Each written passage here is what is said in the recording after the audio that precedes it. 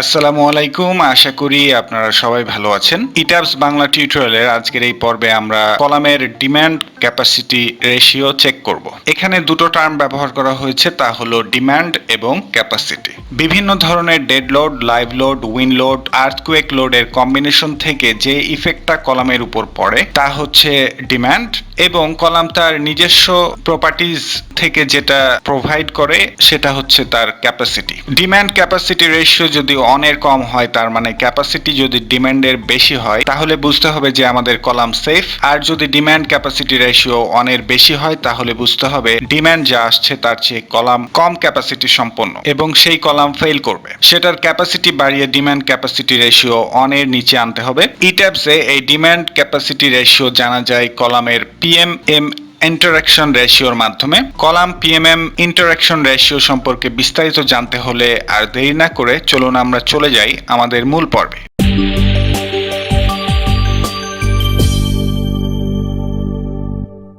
যে কোনো একটা কলামকে আমরা ক্লিক করে রাইট বাটন ক্লিক করব, তাহলে একটি উইন্ডো আসবে এবং এইখানে একটি অপশন রয়েছে ইন্টারাকশন অপশন। এই অপশনের উপর আমি একটা ক্লিক করলাম, তাহলে একটি উইন্ডো আসবে এবং এই উইন্ডো থেকে আমরা তিনটি জিনিসের ইন্টারাকশন বুঝতে পারবো। আর সেই তিনটা জিনিস হচ্ছে কলামের অ্যাক্সিয়াল লোড পি, এক্স ডিরেকশনে বেন্ডিং মোমেন্ট M2 এবং ওয়াই ডিরেকশনে বেন্ডিং মোমেন্ট M3। এই টেবিলটার নাম হচ্ছে কার্ভ ডাটা টেবিল। এই টেবিলেই সেই তিনটা জিনিসের ভ্যালু দেয়া রয়েছে। সবগুলো লোড কম্বিনেশনের কম্বাইন্ড রেজাল্টের মাধ্যমে আমরা এই তিনটা আইটেমের ভ্যালু এখানে দেখতে পাচ্ছি। আপনি যদি কোনো একটা পার্টিকুলার লোড কম্বিনেশনের জন্য এগুলো দেখতে চান, তাহলে এই অপশন থেকে সেই লোড কম্বিনেশনটা চুজ করলে সেই ভ্যালুগুলোও চেঞ্জ হয়ে যাবে। এই বিষয়গুলো নিয়ে আমি একটু পর কথা বলছি, এটা আমরা অল চুজ করে রাখলাম। এখানে যে অ্যাক্সিয়াল লোড পি এবং মোমেন্টের ভ্যালুগুলো দেয়া রয়েছে, সেগুলো যদি আমরা একটা প্লট আকারে গ্রাফিক্যালি রিপ্রেজেন্ট করি, মানে ওয়াই অক্ষের দিকে যদি আমি পি এর ভ্যালুগুলো ইনপুট করি এবং এক্স অক্ষের দিকে যদি আমি এম এর ভ্যালুগুলো ইনপুট করি, তাহলে আমরা একটা গ্রাফ পাবো এবং সেই গ্রাফটার নাম হচ্ছে পিএমএম ইন্টারাকশন কার্ভ। এখানে কলামের কিছু অংশ দেয়া রয়েছে, তিন জায়গাতেই সেম কলাম দেয়া রয়েছে এবং ফার্স্ট যে ফিগারটি রয়েছে সেখানে সেন্ট্রয়েড বরাবর একটা অ্যাক্সিয়াল লোড পি কাজ করছে। যেহেতু এই অ্যাক্সিয়াল লোড পিটা কলামের সেন্ট্রয়েড বরাবর কাজ করছে, সেহেতু এখানে কোনো ধরনের বেন্ডিং মোমেন্ট কাজ করবে না, কারণ বেন্ডিং মোমেন্ট মানে আমরা জানি ফোর্স ইনটু ডিসটেন্স। যেহেতু এখানে কোনো ডিসটেন্স নেই, সুতরাং এই জায়গায় বেন্ডিং মোমেন্ট হবে শূন্য। বেন্ডিং মোমেন্ট না থাকলেও কলামের ক্ষেত্রে ইম্পর্টেন্ট একটা চেঞ্জ আসবে, সেটা হচ্ছে কম্প্রেশন। যেহেতু এটা অ্যাক্সিয়াল ফোর্স এবং আমরা সবাই জানি যে অ্যাক্সিয়াল ফোর্স দুই ধরনের হতে পারে, একটা হচ্ছে কম্প্রেসিভ অ্যাক্সিয়াল ফোর্স এবং আরেকটি হচ্ছে টেনসাইল অ্যাক্সিয়াল ফোর্স। যেহেতু এই অ্যাক্সিয়াল ফোর্সটি কলামের ভেতর সাইডে সেটাকে চেপে দিচ্ছে, সুতরাং এটা আমরা বলতে পারি যে এটা হচ্ছে একটা কম্প্রেসিভ অ্যাক্সিয়াল ফোর্স। এবং এই ক্ষেত্রে যে অ্যাক্সিয়াল ফোর্স পিটা কাজ করছে সেটা ডাইরেক্টলি এ পয়েন্টে আমাদের এখানে কাজ করছে এবং এখানে কোনো প্রকার বেন্ডিং মোমেন্ট নেই বলে ডান দিকে এটার কোনো ভ্যালু নেই, এটা শুধুমাত্র এই অ্যাক্সিসটার উপরেই রয়েছে এবং এটার ভ্যালু এখানে শো করা হচ্ছে। সুতরাং এ পয়েন্টে আমাদের কোনো প্রকার বেন্ডিং মোমেন্ট নেই, সেখানে শুধু আমাদের একটা কম্প্রেসিভ অ্যাক্সিয়াল ফোর্স রয়েছে এবং সেটার ভ্যালু হচ্ছে পি।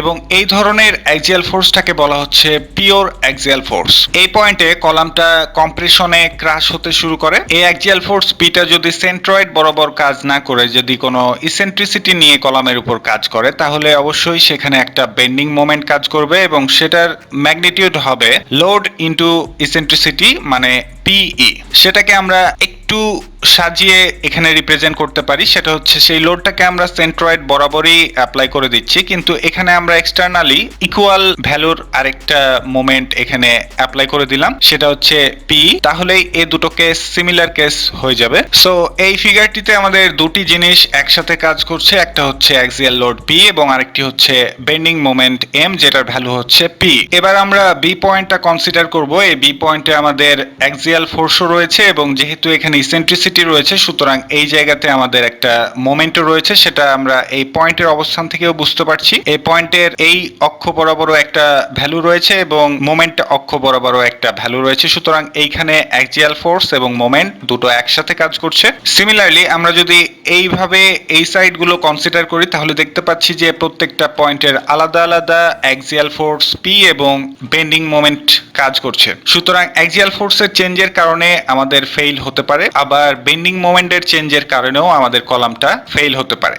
আবার এই দুটোর কম্বাইন্ড ইফেক্টের কারণে আমাদের কলামগুলো ফেল করতে পারে। এই ফেলিওর গুলো কনসিডারেশনে রেখে আমরা কয়েকটা ক্রিটিক্যাল পয়েন্ট কনসিডার করতে পারি, যেগুলো আমাদেরকে এই কার্ভটা ড্র করতে সাহায্য করবে। এই বি পয়েন্টের ক্ষেত্রে যেটা দেখা যাচ্ছে যে স্টিল স্ট্রেইনটা আমাদের ইল্ডিং স্টিল স্ট্রেইনের চাইতে কম হওয়ার কারণে সেখানে কম্প্রেশন দেখা যাচ্ছে এবং সেই কলামটার কম্প্রেশন ফেস ক্রাশড অবস্থায় চলে আসছে, এবং সেই পয়েন্টটাকে আমরা একটা ক্রিটিক্যাল পয়েন্ট ধরে আমরা এখানে ইনপুট করে নিলাম। তারপরে আমরা চলে আসলাম সি পয়েন্টে স্টিল স্ট্রেইন এবং ইল্ড স্টিল স্ট্রেইন সমান হয় সেই পয়েন্টটাকে বলা হচ্ছে ব্যালান্সড কন্ডিশন বা ব্যালান্সড ফেইলিওর। আর এই পয়েন্টে যে অ্যাক্সিয়াল ফোর্সটা কাজ করছে সেটা হচ্ছে ব্যালান্সড অ্যাক্সিয়াল ফোর্স, এবং যে বেন্ডিং মোমেন্টটা কাজ করছে সেটা হচ্ছে ব্যালান্সড বেন্ডিং মোমেন্ট, এবং এই পয়েন্টে যে ইসেন্ট্রিসিটিটা কাজ করে সেটা হচ্ছে ব্যালান্সড ইসেন্ট্রিসিটি ইবি। এই যে এই ডটেড লাইনটা ড্র করা হয়েছে আমাদের অরিজিন থেকে ব্যালান্সড পয়েন্ট যোগ করে, এই ডটেড লাইনটা হচ্ছে ব্যালান্সড কন্ডিশন, এবং এই ডটেড লাইনের এই সাইডটা হচ্ছে আমাদের কম্প্রেশন কন্ট্রোলস রিজিয়ন এবং এই সাইডটা হচ্ছে আমাদের টেনশন কন্ট্রোলস রিজিয়ন। ডি পয়েন্টে যেটা দেখা যায় সেটা হচ্ছে স্টিল স্ট্রেইনটা ইল্ডিং স্টিল স্ট্রেইনের চাইতে বেশি হওয়ার কারণে এখানে টেনশন দেখা যায় এবং সেই কলামে ক্র্যাক দেখা যায়। তারপরে সোজা আমরা চলে গেলাম ই পয়েন্টে, এবং ই পয়েন্টে যেটা দেখা যাচ্ছে যে এখানে কোনো প্রকার অ্যাক্সিয়াল ফোর্স নাই। অ্যাক্সিয়াল ফোর্স যে অ্যাক্সিস বরাবর রয়েছে সেই দিকে তার কোনো ভ্যালু নেই, সুতরাং এখানে অ্যাক্সিয়াল ফোর্সটা শূন্য। তবে এখানে বেন্ডিং মোমেন্ট রয়েছে। তাহলে বেন্ডিং মোমেন্টটা কিভাবে আসলো এই জায়গায়? যদি কোনো প্রকার অ্যাক্সিয়াল ফোর্স না থাকে তাহলে তো সেখানে কোনো প্রকার বেন্ডিং মোমেন্ট প্রডিউস হওয়ার কথা না। তবে এইখানে সেটা দেখা যাচ্ছে, কারণ হচ্ছে এখানে আমাদের অ্যাক্সিয়াল ফোর্সটা প্রায় শূন্যের কাছাকাছি ধরে নেওয়া হচ্ছে এবং সেখানে অনেক বিশাল ভ্যালুর একটা ইসেন্ট্রিসিটি রয়েছে বলে ধরে নেওয়া হচ্ছে, এবং সে দুটো মাল্টিপ্লাই করে আমরা এই ভ্যালুর একটা বেন্ডিং মোমেন্ট এখানে পেয়ে যাচ্ছি। এবং ই পয়েন্টে যে বেন্ডিং মোমেন্টটা রয়েছে সেটা হচ্ছে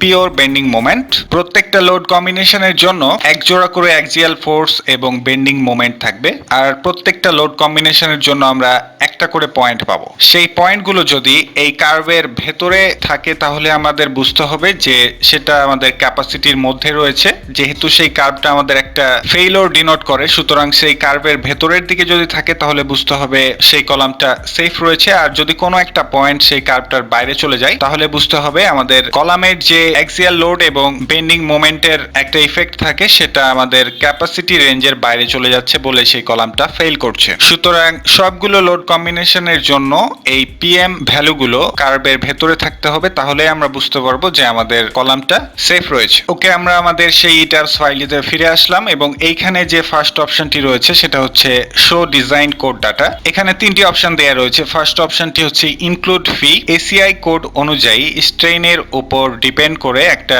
সেফটি ফ্যাক্টর থাকে, সেটা হচ্ছে ফি ফ্যাক্টর। ফি ফ্যাক্টর ইনক্লুড করলে সেই সেফটি ফ্যাক্টর দিয়ে অ্যাক্সিয়াল ফোর্স এবং বেন্ডিং মোমেন্টকে মাল্টিপ্লাই করে সেগুলোর ভ্যালুকে ডিক্রিজ করে দেয়া হয়, যার ফলে এই পিএম কার্ভটা আরো রেস্ট্রিক্টেড অবস্থায় চলে আসে, মানে ভেতরের দিকে চলে আসে। সুতরাং আপনি যদি ফি ফ্যাক্টরটা ইনক্লুড করেন তাহলে এটা আরো বেশি সেফ হবে। আর আপনি যদি চান যে না আমি এসিআই কোড প্রদত্ত ফি ফ্যাক্টরটা ইনক্লুড করব না, তাহলে আপনি এই এক্সক্লুড ফি এই অপশনটি চেক করতে পারেন। আমি যখনই এই অপশনে চেক করে দিলাম তখনই আমি দেখলাম যে আমাদের এই কার্ভটা বাইরের দিকে বাইরে চলে আসলো। আমি যদি আবার ইনক্লুড ফি করে দেই তাহলে দেখবেন যে এটা আরো রেস্ট্রিক্টেড অবস্থায় ভেতরের দিকে চলে আসছে। আর ফাইনাল যে অপশনটি রয়েছে সেটা হচ্ছে এক্সক্লুড ফি এবং ইনক্রিজ এফওয়াই। এটার মাধ্যমে ধরে নেওয়া হচ্ছে আপনার কলামের রিবারের এফওয়াই এর মানটা অনেক বেশি, এবং এখানে যদি আমি ক্লিক করি তাহলে সেটা আগের চাইতে আরেকটু বেশি স্প্রেড করবে। সুতরাং ফার্স্ট অপশনটি চুজ করাই ভালো, তাহলে এখানে আপনি একটা সেফটি ফ্যাক্টর পাবেন এবং এটার মধ্যে যদি আপনার এই পয়েন্টগুলো থাকে তাহলেই বুঝতে হবে যে আপনার বিল্ডিং এর কলামগুলোর পিএমএম ইন্টারাকশন রেশিও গুলো ওকে রয়েছে। এখানে একটা এক্সাম্পল দেয়া রয়েছে, এখানে 5টি পয়েন্ট দেয়া রয়েছে, সেই পয়েন্টগুলোই এখানে দেয়া রয়েছে এবং এই কলামটিতে বেন্ডিং মোমেন্টের ভ্যালু দেয়া রয়েছে, এই কলামে অ্যাক্সিয়াল ফোর্সের ভ্যালু দেয়া রয়েছে এবং এইটা হচ্ছে আমাদের ফি ফ্যাক্টর। এই দুটো পয়েন্টে আমাদের ফি ফ্যাক্টরের মান হচ্ছে 0.65 এবং বাকি তিনটা পয়েন্টের জন্য ফি ফ্যাক্টরের মান হচ্ছে 0.9। এই ফি ফ্যাক্টর দিয়ে যদি আমরা এই ভ্যালুগুলোকে মাল্টিপ্লাই করে দেই তাহলে আমরা এই ভ্যালুগুলো পাচ্ছি, মানে এই ভ্যালুগুলোর 65% নেওয়া হচ্ছে এই ফি ফ্যাক্টরের মাধ্যমে মাল্টিপ্লাই করে। যার ফলে সেগুলো কমে যাচ্ছে, এবং এই ভ্যালুগুলো যদি আমি সিমিলারলি এই কার্ভে ইনপুট করি তাহলে আমি এই কার্ভটা পাচ্ছি এবং এটা ভেতরের দিকে চলে আসছে, এবং এইখানে দেয়া রয়েছে আমাদের ফি ফ্যাক্টরের ভ্যালু। এবার আমরা প্রত্যেকটা লোড কম্বিনেশনের জন্য আমরা আমাদের এই কার্ভ এবং সেই সাথে আমাদের ডিমান্ড ক্যাপাসিটি রেশিওর ভ্যালুটাও চেক করব। আর এই জন্য আমরা এই যে ড্রপ ডাউন লিস্ট রয়েছে এখানে আমরা ক্লিক করলাম, তাহলে সব লোড কম্বিনেশন এখানে শো করবে। আমি যদি অ্যাট ফার্স্ট এই 1 নাম্বার লোড কম্বিনেশনের উপরে ক্লিক করি তাহলেই দেখা যাচ্ছে যে আমাদের সেই পয়েন্টটা এই কার্ভের ভেতরে রয়েছে, তার মানে হচ্ছে এই লোড কম্বিনেশনের জন্য আমাদের পিএমএম ইন্টারাকশন রেশিওটা ঠিকমতো কাজ করছে। এবং এইখানে দেয়া রয়েছে ডিমান্ড ক্যাপাসিটি রেশিও 0.506, যেটা অনের চাইতে কম, সুতরাং বলতে পারি যে এই কলামটা এই লোড কম্বিনেশনের জন্য ওকে। সিমিলারলি আমরা বাকি লোড কম্বিনেশনের জন্যও এগুলো চেক করতে পারি।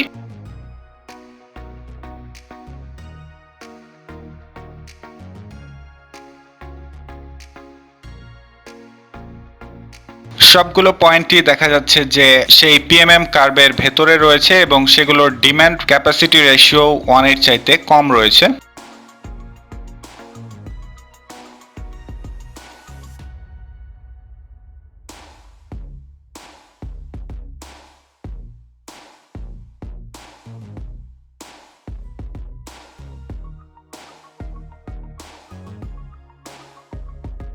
সুতরাং সবগুলো লোড কম্বিনেশনের জন্য আমাদের এই পিএমএম ইন্টারাকশন রেশিওটা ঠিক রয়েছে। আমরা অল অপশনে ক্লিক করলে সবগুলো পয়েন্ট দেখা যাবে একসাথে।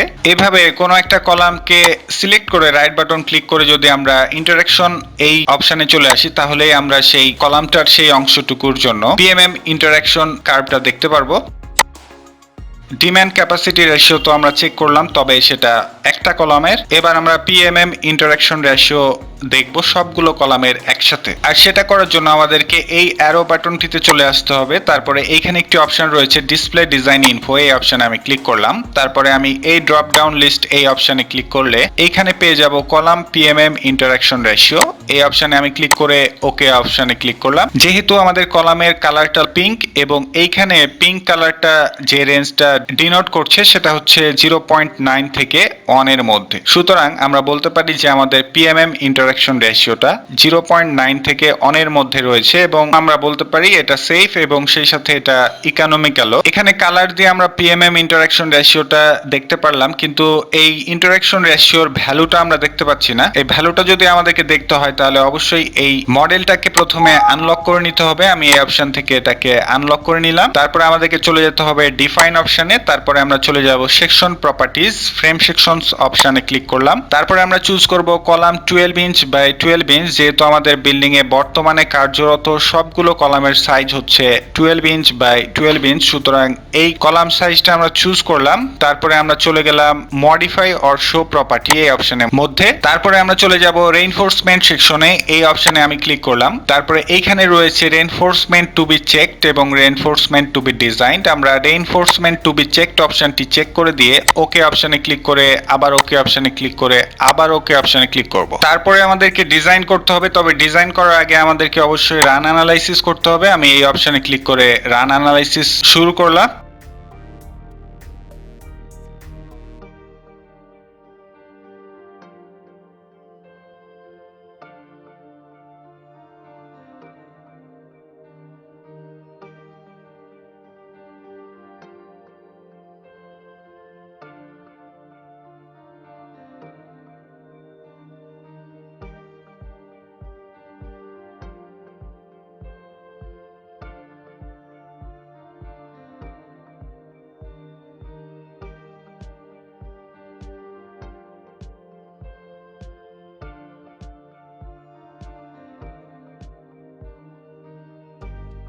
ওকে, আমাদের রান অ্যানালাইসিস কমপ্লিট। এবার আমরা চলে যাব আমাদের এই ডিজাইন অপশনে। এই অপশনে ক্লিক করলেই আমাদের ডিজাইন শুরু হয়ে যাবে। আমি এই অপশনে ক্লিক করলাম।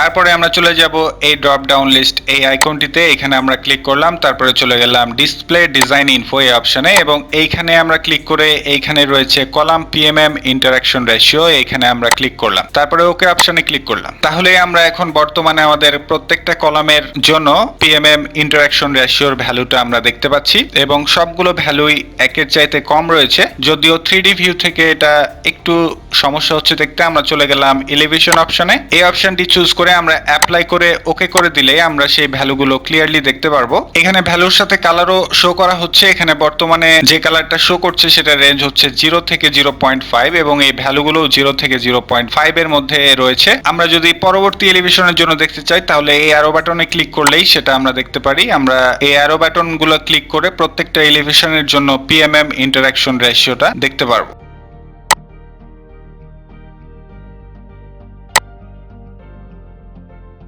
সবগুলোই আমাদের অনেক চাইতে কম রয়েছে, আমরা সব ক্ষেত্রেই সেফ রয়েছি। যদি আমাদের এখানে কোনো ধরনের লাল কালার দেখা যায় তাহলেই বুঝতে হবে যে আমাদের কলামের পিএমএম রেশিওটা লিমিট ক্রস করে গেছে, মানে সেটা অনেক বেশি চলে গেছে।